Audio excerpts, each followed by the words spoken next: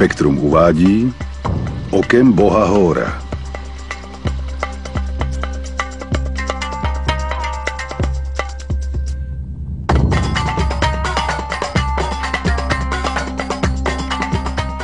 Osiris, pán reinkarnace.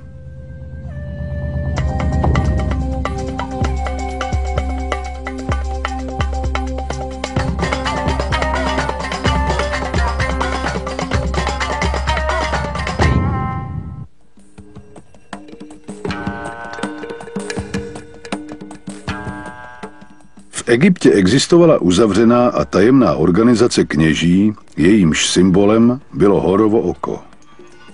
Kněží představovali skutečnou moc ukrytou ve stínu faraonů.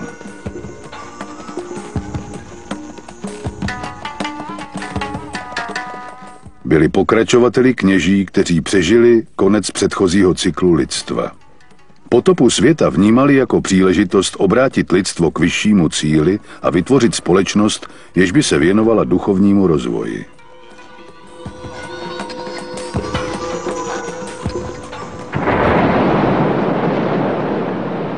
Potopa 10 940 let před naším letopočtem. Z ničeho se kolem chrámů a náboženských center začala postupně vytvářet egyptská civilizace. V chrámech soustředili znalosti, moc, materiální i duchovní bohatství.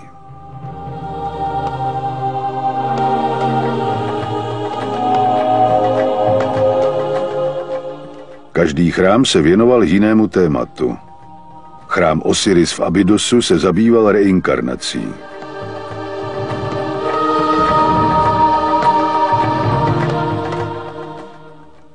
Chrám v Kom-Ombo dualitou.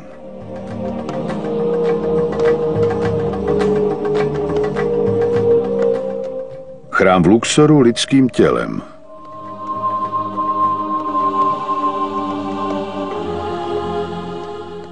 Chrám bohyně Hatory v Dendeze plodností.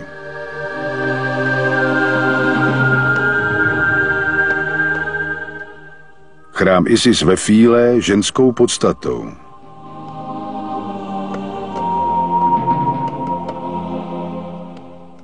Každý chrám se podílel na rozvoji evolučního procesu. Chrám Hóra v Edfu odhaloval existenci osvícení.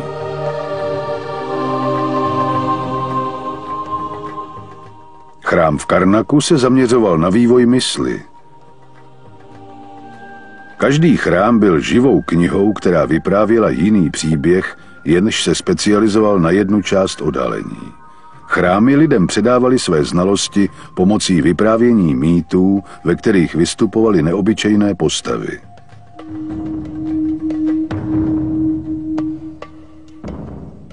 K odhalení informací jim pomáhaly fantastické příběhy, jež byly parabolou ke klasické výuce. V mýtech vystupovalo množství symbolických postav, které lidem popisovaly život jako část procesu zdokonalení. Každá postava představovala jednu sílu, která utváří charakter a která člověka nutí chovat se určitým způsobem. Jejím výsledkem je pak určitý druh jednání, který prohlubuje.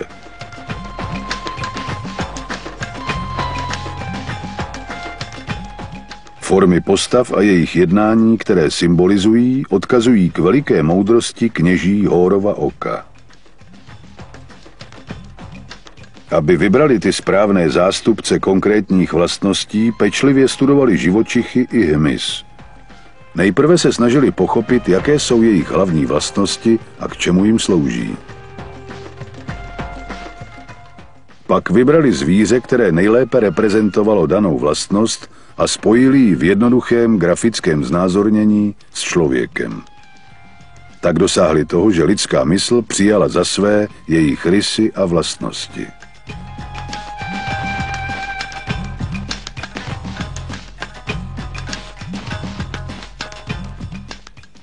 Muž s hlavou sokola se promění v bytost, která vidí vše. Letící pták evokuje svobodu a nehmotnost duše.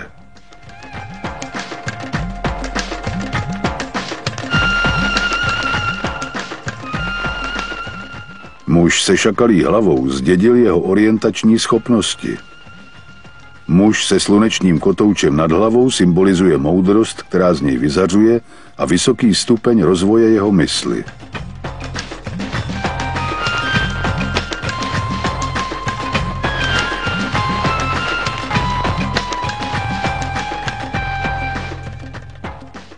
Jednu z těchto symbolických charakteristik pojmenovali Osiris. V Abydosu, ukrytý za vysokými zdmi, stojí chrám, který je nabit historií. Jedná se o enormní komplex, kde žili tisíce lidí.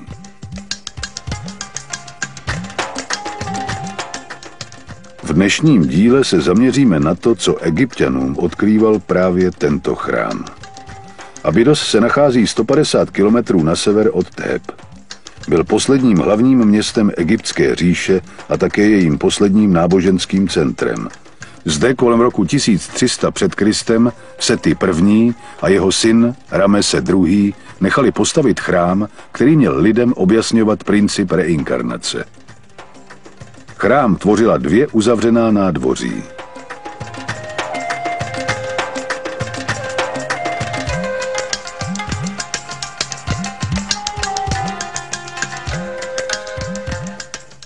Nacházely se zde obrovské haly s vysokými sloupy,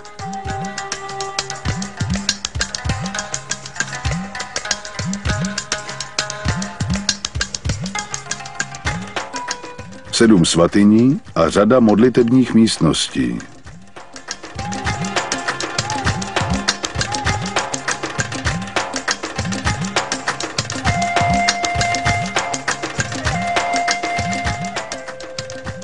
Osiris je pánem reinkarnace. Představuje sílu, která řídí proces vývoje člověka během jeho mnoha životů, během nichž se postupně stává perfektní a nesmrtelnou bytostí.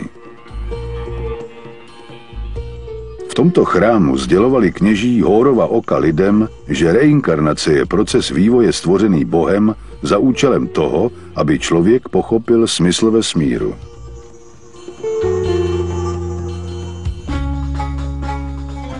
Tyto informace se v mysli člověka prohlubují během jeho mnoha životů. Počáteční ignorance člověka se postupně proměňuje v moudrost. Jde o proces, při kterém se neskušené duše proměňují v rozumné bytosti, chápající důvod své existence. Reinkarnace proměňuje neotesaného a nechápavého člověka ve flexibilní a éterickou bytost, která vibruje vysokou frekvencí lásky.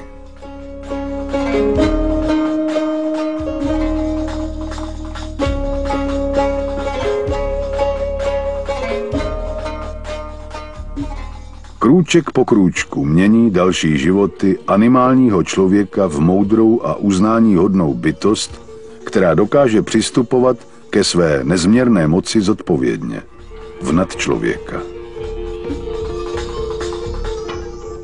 K procesu zdokonalování dochází v univerzální škole protikladů, v realitě protichůdných faktorů, jež je polarizovaná a duální, kde existuje světlo i tma, hmota i duše, utrpení a spokojenost.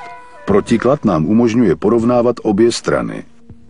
Protichůdné situace nám pomohou pochopit, kde leží pravda, co nás dovede k duchovnímu zdokonalení, ke klidu a harmonii.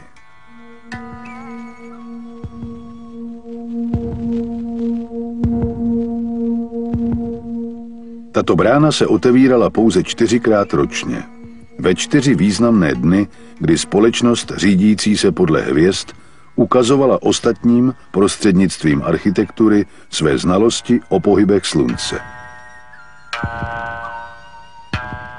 Tyto dny rovnodennosti a slunovratů určují jednotlivá období na Zemi. Tato 4 postavení slunce jsou znamením změny ročních období, záplav na Nilu, setí a sklizně.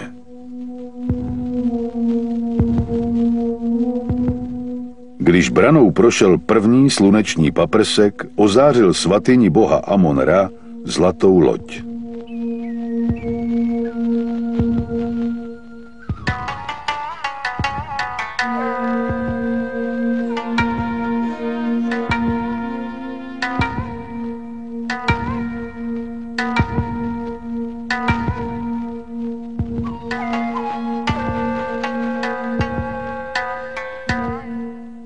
Loď je symbolem putování mysli po zemi, slunci a nebi, jež je příčinou střídání dní a nocí ve vesmíru, který se nikdy nezastaví.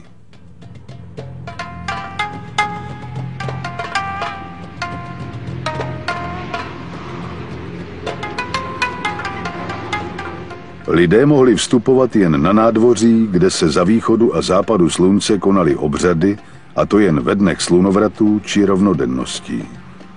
To platilo pro všechny chrámy v Egyptě. V tomto prvním salonu najdeme informace o čase i prostoru a cyklech zvěrokruhu, jež mají vliv na těžké a dobré časy, které se ve vesmíru plném kontrastů pravidelně střídají.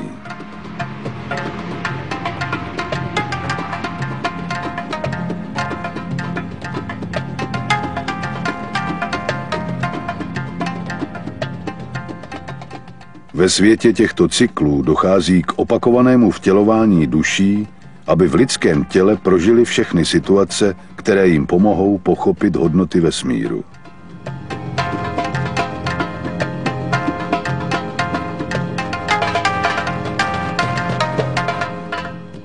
V každém životě přijme duše novou osobnost, má jinou rodinu, žije na jiném místě a v jiné době, aby si mohla vyzkoušet situace, jež jí připravil její nový osud. Má možnost svobodně se rozhodnout, jak se zachová k okolnostem, které prožívá, aby mohla analyzovat důsledky svého chování. Tak se člověk vyvíjí. Musí učinit milion rozhodnutí a prožít jejich důsledky. Jeden z těchto nápisů obsahuje zvláštní symboly, které přijali vědce svojí podobností s helikoptérami a létajícími předměty.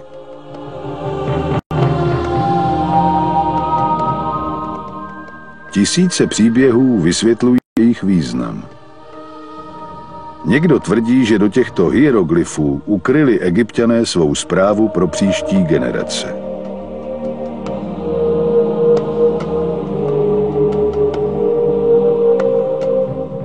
Jakmile lidé vstupující do chrámu rozluští význam těchto symbolů, začne věk vodnáře a lidstvo se dostane ke konci dalšího cyklu a do stavu mimořádných změn. 36 sloupů podpírá vysoký strop haly zasvěcené univerzálnímu řádu, která stojí před 7 svatyněmi chrámu.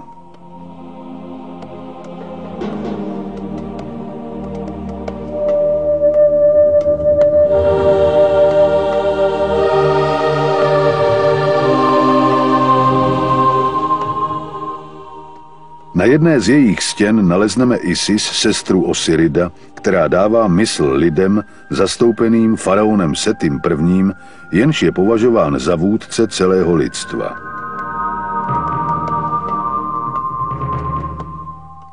Propůjčuje mu dech života. Je to úžasný okamžik, při kterém do těla vstupuje duše, aby hledala pravdy o vesmíru a naučila se rozumět důsledkům svých rozhodnutí v životě. V každém životě dostane člověk nové tělo, které poslouchá rozkazy mysli a které přijímá informace z okolního světa skrz své smysly a nervová propojení. Život za životem zažívá situace, při kterých se setkává s ostatními lidmi. Těžké okamžiky pro něj představují lekci, kterou se má naučit, osud, jenž je mu předurčen.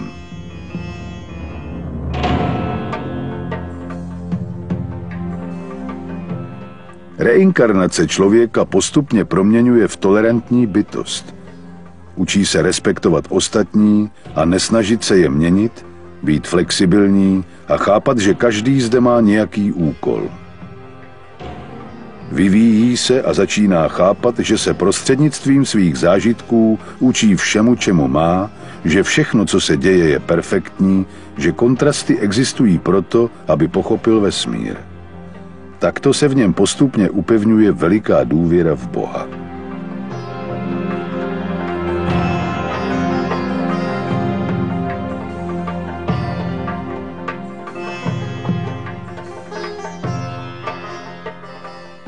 Své utrpení obrátí v mír intoleranci v respekt, agónii v harmonii. Nalezne štěstí a zvyšuje svoji vitální energii, díky níž získá přístup k větší moci a silnějším smyslům. Stane se z něj citlivý člověk.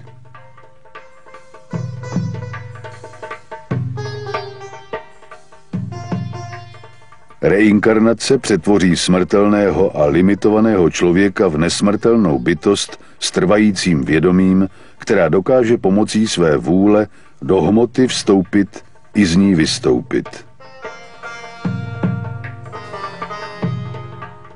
Člověk žije vícekrát.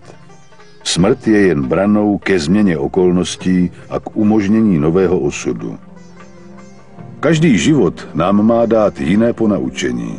Je součástí procesu zdokonalování, který nás dříve či později dovede skrz respekt a vnitřní klid k nesmrtelnosti. Egypťané tvrdili, že každá duše má na svoje zdokonalení celý jeden kosmický cyklus, dokud sluneční soustava neoběhne kolem centrálního slunce galaxie.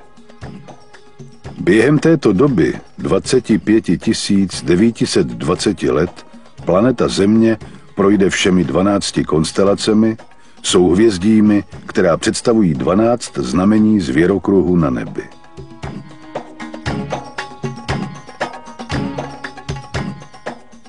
K tomuto cyklu dochází proto, aby duše obdržela různé energie. V průběhu 12 věků, každého trvajícího 2160 let, na ní působí síly hvězd. 12 cyklů, které způsobují různé procesy a stavy.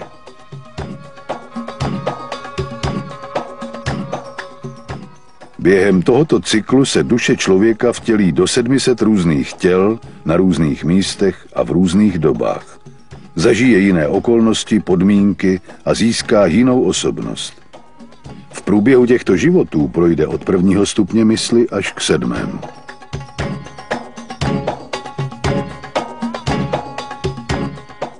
V každém životě se naučí něčemu jinému.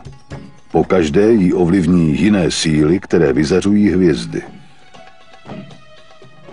K odhalení tohoto procesu zdokonalování pomocí reinkarnací stvořili egyptští mudrci mýtus Osirida. Příběh o dvou protichůdných silách, které se odrážejí v mysli i v polarizovaném vesmíru a umožňují vývoj. Mysl člověka, ovlivněná napětím mezi těmito fundamentálními silami, musí činit rozhodnutí, která přinášejí následky, jejichž prostřednictvím se učí. Utrpení nám dovoluje poznat štěstí, úzkost nás učí rozumět míru.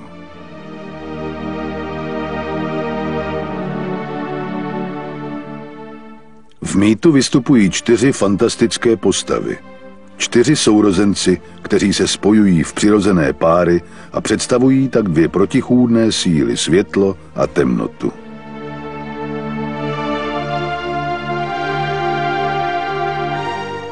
Osiris a Isis představují sílu světla, která vede člověka k duchovnu, k harmonii, k rozvíjení svého poznání. Jsou motory reinkarnace.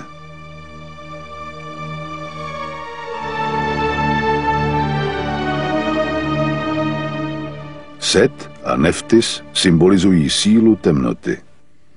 Člověka vedou k materiálním a tělesným požitkům, do hlubokého stavu nevědomosti, k zaslepené intoleranci.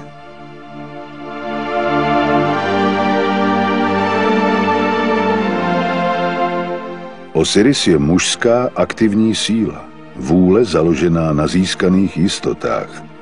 Ověřená informace podporující jednání vedoucí k harmonii, míru a spokojenosti.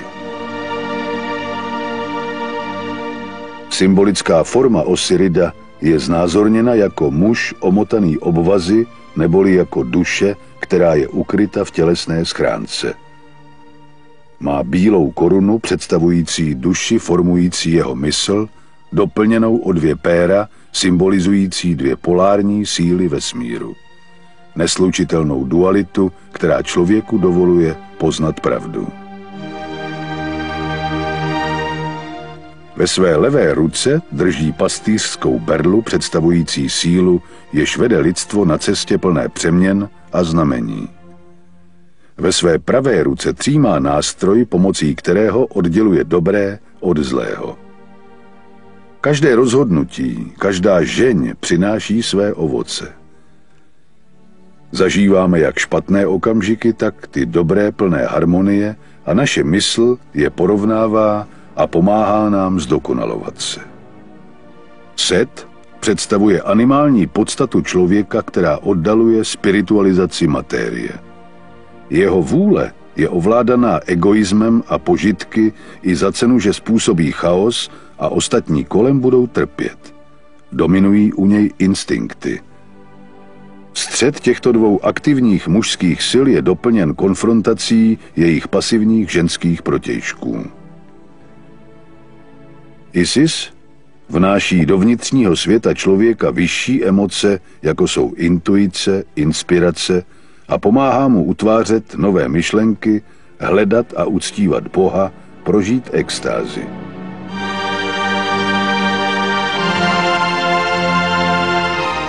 Neftis zastupuje pocity a přání produkovaná tělem. Okolní svět analyzuje prostřednictvím smyslu.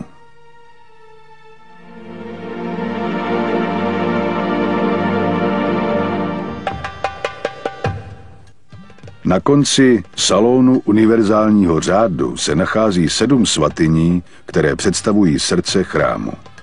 Objasňují základní poznatky o vývoji, vznik lidského myšlení, božské principy a síly, které pomáhají člověku zdokonalovat se. První svatyně je zasvěcená Totovi a narození faraona Setiho I. Najdeme zde vysvětlení zrození mysli člověka ve vesmíru.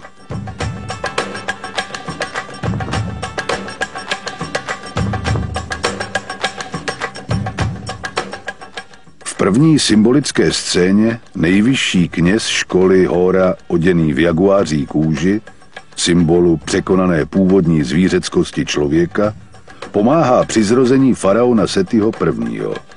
Takto se zrodila mysl, která se může zapojit do vývoje vesmíru.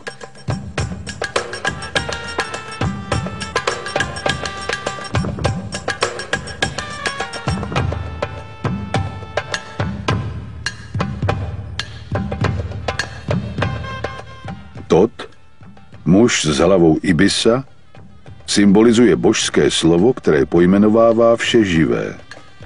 Představuje mnohočetné principy jediného Boha, který tím, že pojmenuje, stvoří božskou bytost. Tot drží knihu osudu, kam zapisuje jména každé duše.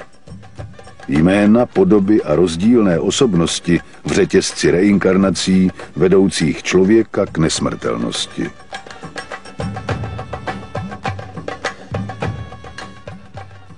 Každá duše obdrží tělo, se kterým prochází životem, a jméno, v tomto případě Seti I., který je dočasně faraonem. Objevil se na určitém místě a za určitých okolností, aby pokračoval ve svém vzdělávacím procesu. Tot do své knihy zapisuje jméno doprostřed smyčky, kterou Egypťané nazývali Kartuš. Každá další smyčka se připojuje k té základní a představuje nejnovější osobnost, do které se vtělila věčná duše. Jméno je vibrací božského světa, který dává tělu tvar a určuje, jaká bude dočasná osobnost duše. V každém životě máme rozdílnou osobnost, která představuje lekci a osud určující okolnosti, jež musíme prožít, abychom se poučili. Tot je božským písařem. Archivuje lekce, které se má vtělená duše naučit v knize osudu a v okamžiku smrti člověka zaznamená, čeho se mu podařilo dosáhnout. Protože je zodpovědný za slova, je považován za vynálezce jazyka, písma a intelektu, který hodnotí, porovnává a analyzuje. Po boku Tota stojí Sešat s korunou složenou ze 7 lístků. 7 je číslo procesu, 7 je číslo stupňů mysli člověka. To ona vpisuje faraonovo jméno a umožňuje mu vstoupit do nového cyklu.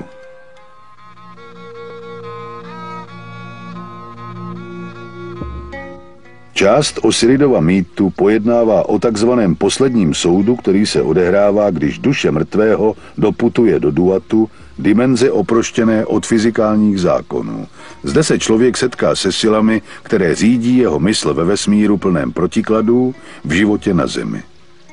V duatu člověk znovu prochází svým životem, ohodnocuje svoje působení a rozvíjí tím svoje dosavadní poznání o vesmíru předtím, než se znovu převtělí, aby pokračoval v procesu svého zdokonalování. Anubis, muž s hlavou šakala, odvádí duši mrtvého do imateriálního světa. Šakal symbolizuje průvodce. Egypťané, kteří zabloudili v poušti, z ní úspěšně nalezli cestu ven, když sledovali jeho stopy.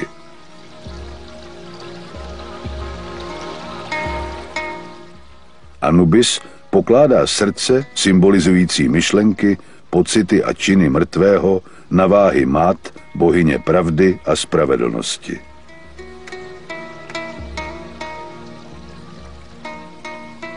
Jako protizávaží je položena pravda, aby bohové poznali, zda se mrtvý v životě naučil tomu, čemu měl. Pak přichází Tot s hlavou Ibisa, který je symbolem jediného boha v okamžiku, kdy množil život. Důsledek každého rozhodnutí člověka je pečlivě zvážen. Je hodnoceno jeho jednání při všech důležitých okolnostech předurčených v jeho osudu, v jeho lekci prodané vtělení.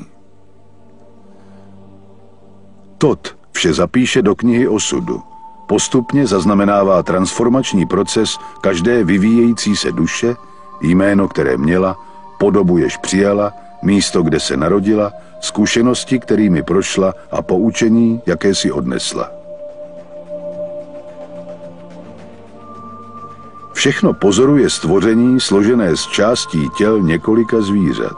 Představuje podoby, do nichž se duše vtělila, její původní zvířecí podstatu. Tato animalita upínala duši k hmotným statkům, vášním a touhám a tělesným požitkům.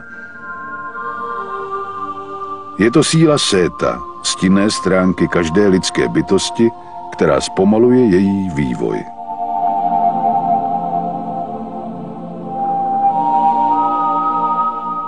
Duše přenáší poznání získané během dočasného života do své věčné části.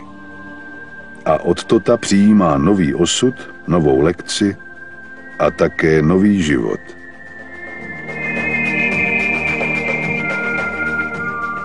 Odchází doprovázena Hórem, světlem její mysli. To on na ní bude čekat, až se zcela osvobodí, až dokončí koloběh reinkarnací, až se naučí všemu.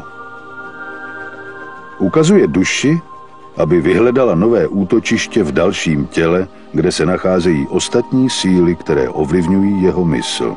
Na trůnu sedící Osiris je silou, která celý proces žene kupředu směrem ke spiritualizaci a oproštění duše od zvířecích vášní.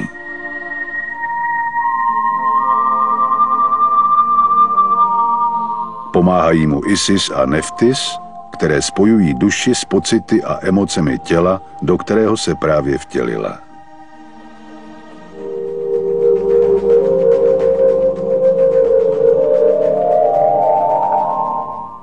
Následující 3 svatyně jsou zasvěceny jedinému bohu, kterého Egypťané uctívali. Bohu, který je všude. Viděli ho ale ve 3 fázích, 3 různých stádiích jediného boha. Egypt je zemí jediného boha, vždy tomu tak bylo. Jediný Bůh, univerzální vědomí, se ve vesmíru vyskytoval ve 3 různých okamžicích vývoje světa. Kněží těmto 3 fázím stvoření přidělili 3 různá jména, aby jednoduše a postupně vysvětlili, jak rozumějí Bohu. V první fázi, před samotným vznikem vesmíru, existoval jeden absolutní Bůh. Původní jednota, kterou Egypťané pojmenovali Atum-Ra. Nikdy ho neznázorňovali ve fyzické podobě.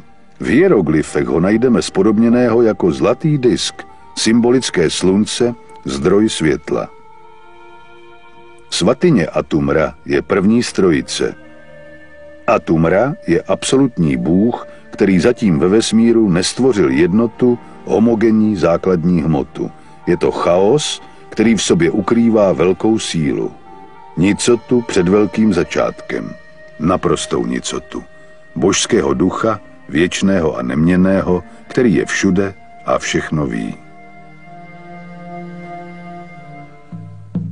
V následující svatyni je Ptah. Bůh, jehož vůle se chystá ke stvoření a uspořádává vesmír. Ve své druhé fázi Bůh zaktivoval svoji vůli, svoji božskou energii, aby uspořádal vesmír a stvořil hmotu. Tento Bůh, jenž stvořil vesmír, se nazývá Ptah Ra. Ve svatých písmech je znázorněn jako muž omotaný obvazy, třímající hůl se 3 symboly. Ankh, symbol vitální, tvořivé energie, se v těle projevuje pulzacemi vaskulárního systému. Je božskou silou, klíčem k životu. Vas představuje hlavní tepnu, symbolizuje kanál, skrz nějž proudí energie do celého těla. Také má tvar prutu, jenž používali Egypťané v poušti k ovládání hadů, k ovládání proudu života. Energetický had kundalíny šplhající se po páteři. Diet symbolizuje potenciál růstu a rozvoje života. Páteř, která formuje těla živočichů a dává jim různou podobu. Ptahova hůl má hlubokou symboliku, která se vztahuje k energii vytvářející život. Ptah představuje okamžik, ve kterém aktivní boží vůle zapůsobí sama na sebe a koncentruje původní substanci Boha, kterou nazýváme duch. Tento akt uvedl do pohybu protichůdnou expanzivní sílu, která rozhýbala celý vesmír. Tyto dvě opačné síly se postupně dostaly do stavu rovnováhy, ve kterém vznikl kosmos, planety a příroda. V současnosti vědci tento okamžik označují jako velký třesk. Koncentrující sílu označují jako centripetální sílu a následnou expanzivní reakci jako odstředivou sílu. Od dob Einsteina je hmota považována za formu energie, kondenzaci nebo koagulaci světla. Duše je považována za původní substanci, která se dokáže pomocí kondenzující síly smrštit a vytvořit hmotu, kondenzované světlo. Aby to dokázala, musí vytvořit protichůdnou sílu, která se snaží uvolnit z formy, do níž je stlačována. Výsledkem jejího působení je pohyb a čas. Třetí a poslední fází stvoření je okamžik, kdy Bůh stvořil člověka k obrazu svému. Dal mu možnost tvořivě myslet a také ho obdaroval svědomím. Tohoto Boha pojmenovali Amon-Ra. Hlavním symbolem Amon-Ra je jeho vysoká koruna, která symbolizuje mysl, jež existuje v duálním světě. Proto je rozpůlená na 2 větve, které vycházejí z jednoho základu.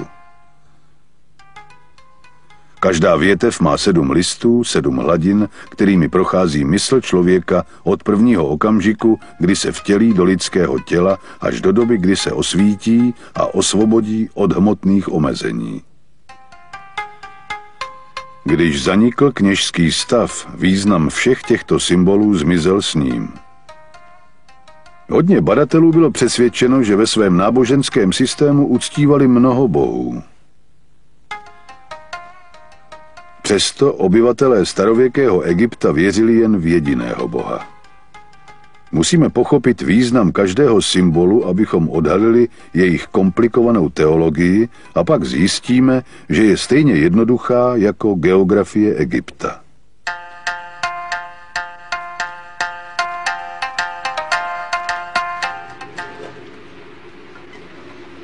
V chrámu Osirida v Abydosu je každé fázi boha zasvěcena jedna svatyně. Poslední svatyně je boha Amona, který představuje okamžik, kdy Bůh v již existujícím vesmíru stvořil člověka k obrazu svému a vdechl mu život. Chtěl, aby si člověk uvědomoval svoji existenci.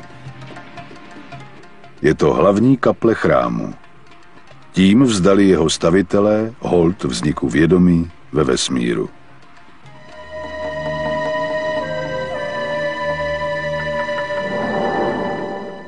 Na jejich zdech se objevují symboly Amon-Ra a faraona zastupujícího uvědomělého člověka, který děkuje za dar života. Přijímá jeho světlé i stinné stránky, radost i bolest. Chápe, že vše je součástí procesu zdokonalení.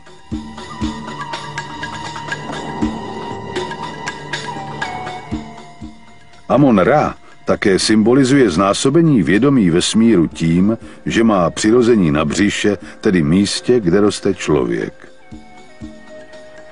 Vždy má u sebe několik svatých symbolů, klíč k životu a ke kanálu energie. Vesmír a jeho esence, člověk, se vyvíjí ke stavu absolutního vědomí. Osudem člověka je dospět do další fáze vývoje, stát se duchovní a vysoce mentální bytostí. Faraon zahaluje Amon-Ra do průhledné kápy, která symbolizuje pojmenování Boha lidskou myslí, pochopení důvodu jeho existence. Svým prstem ukazuje na třetí oko, místo, které mnoho kultů považuje za bránu mimo fyzický svět. Amon-Ra od faraona přijímá nádobu ve tvaru srdce, která obsahuje lásku a moudrost vznikající při vývoji lidstva. Následující 3 svatyně jsou zasvěcené Osiridovi, Isidě a ta poslední jejich synovi Hórovi. V polárním pojetí světa jako propojení sil světla a temnoty zastupují Osiris a Isis světlo, vývoj mysli během cyklu života, smrti a renovace.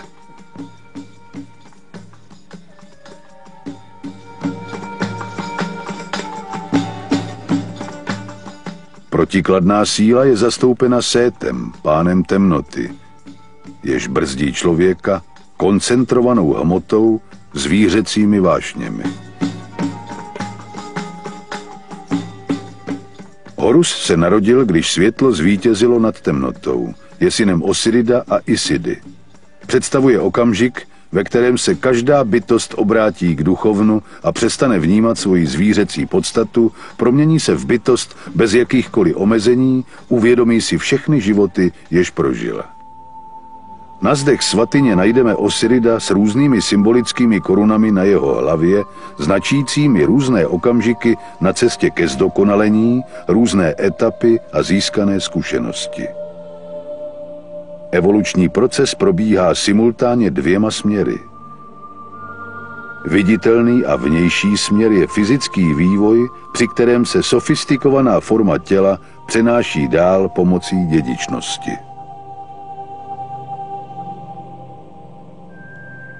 Druhý směr je neviditelný proces vývoje duše skrz reinkarnace směrem k vyšším stupňům vědomí, dokud nedosáhne okamžiku zrození Hóra, kdy při proměně svého já opustí původní animalitu, jež tíží jeho vědomí a odlehčené vědomí osvětlí vše.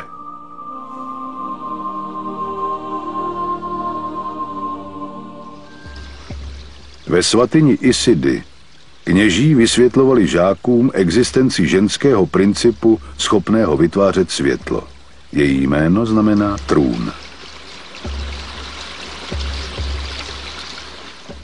Každý symbolický obraz vyjadřuje jednoduchým způsobem nějakou myšlenku, beze slov.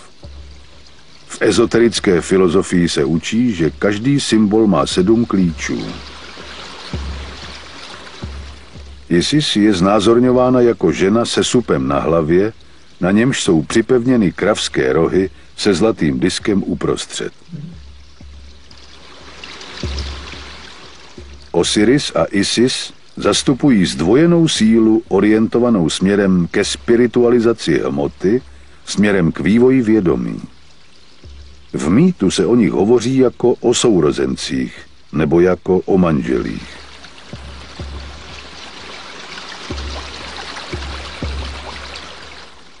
Sup je pták, který se pečlivě stará o svá mláďata. Ve svých útrobách přeměňuje zetlelé zbytky v potravu, v nový život.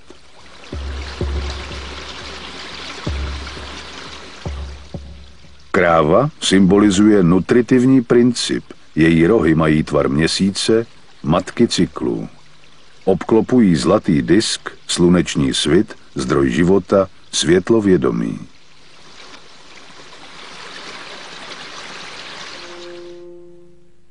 V mýtickém příběhu byli vládci Egypta Osiris a Isis.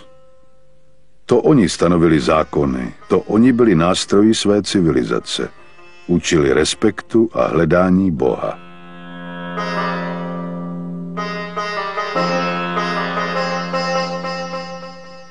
Po dosažení tohoto cíle Osiris hledal další dimenze, další pravdy a znalosti a království, symbol mysli, přenechal Isidě, své ženě a sestře. Sét, jeho bratr, temná zvířecí síla, si chtěl přivlastnit království, mysl člověka i Isis, do které se bláznivě zamiloval. Když se Osiris vrátil, Sét ho společně s 72 šlechtici pozval na banket.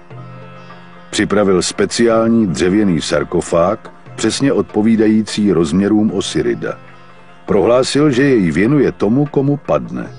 Jeden za druhým si jej zkoušeli. Jakmile si do něj lehl Osiris, přiklopili jej víkem, zalili olovem a hodili do Nilu.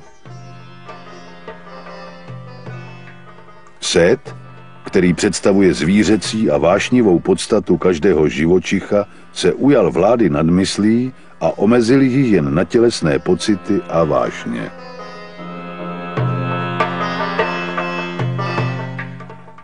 Počet spiklenců symbolizuje reinkarnace, které musí mysl, uvězněná v tělesném sarkofágu, prožít během jednoho kosmického roku, aby proměnila hmotu zpět v ducha.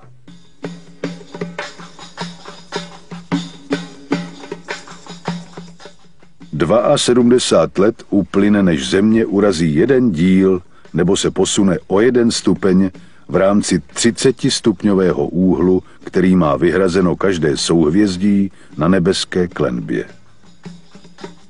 12 souhvězdí je rozmístěno na nebi v 360 stupních, 12 znameních zvěrokruhu. Velké otočení slunečního systému zvané kosmický rok trvá 25 920 let. Podle mýtu doplul Osiridův sarkofág do Libanonu, kde ho zachytili větve tamarišku a proměnil se v nádherný strom. Sarkofág se stal součástí jeho kmene.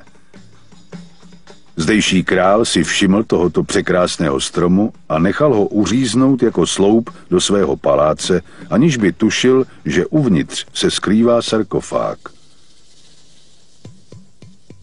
Po mnoha útrapách se Isidě nakonec podařilo sarkofág zachránit a dovést jej zpět do Egypta. Sét ho ale objevil a Osiridovo tělo rozsekal na 14 dílů, které rozeslal po celé zemi. Isis se ale vypravila na cesty a postupně shromáždila 13 částí až na Osiridovo přirození, které podle legendy sežrali ryby. To má symbolizovat oproštění od sexuality a animality.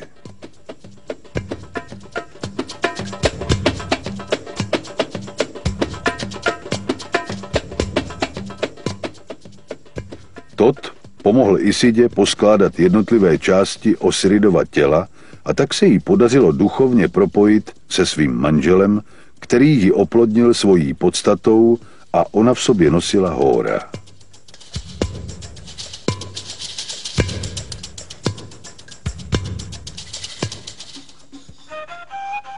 Horus představuje osvícení, kdy skončil koloběh reinkarnací a člověk získal potřebnou moudrost, kterou už z mysli nestratí.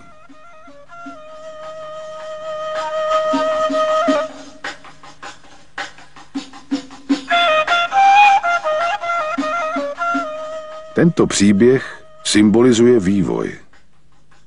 Proces cesty lidské duše od prvního vtělení přes mnoho životů k vyšším emocím, inspiraci a intuici, kdy dosáhne osvícení a moudrosti na věky.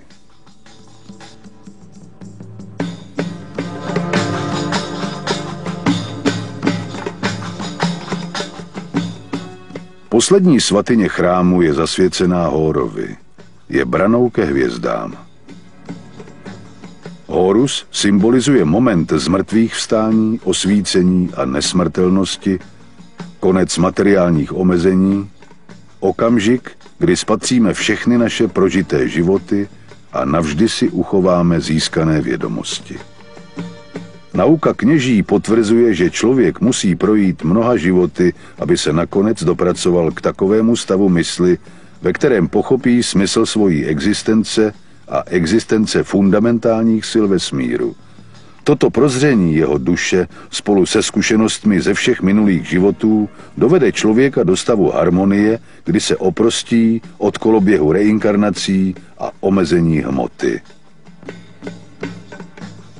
Tento okamžik nastane, když se člověk naučí respektovat vše živé, když pochopí, že vše, co se děje, je dokonalé a přináší klid a harmonii. Když se naučí uchovávat vysokou hladinu životní energie a rozhodne se jí celou věnovat na hledání Boha v jednom jediném životě. Když dosáhne této hladiny a rozhodne se pokračovat ve zdokonalování se, může otevřít bránu k Hórovi, k transformaci umožňujícímu opustit neustálý koloběh reinkarnací. Horus představuje triumf světla nad temnotou, překonání zvířecí podstaty člověka, konec materiálních omezení, definitivní odklonění od ignorance k moudrosti, dimenzi, která nás vynáší ještě výše v hierarchii vesmíru.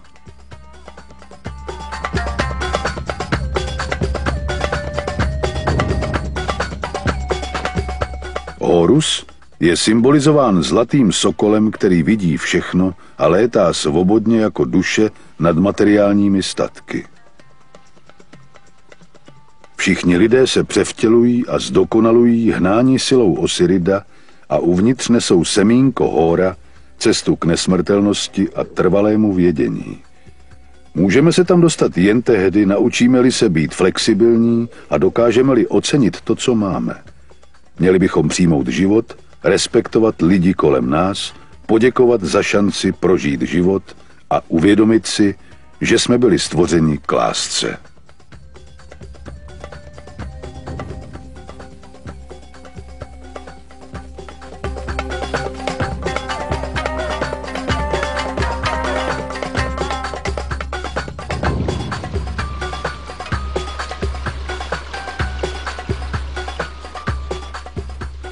České znění připravili Pavel Rýmský, Barbora Fischerová, Ota Jelínek, Tomáš Potůček a Irena Rýmská.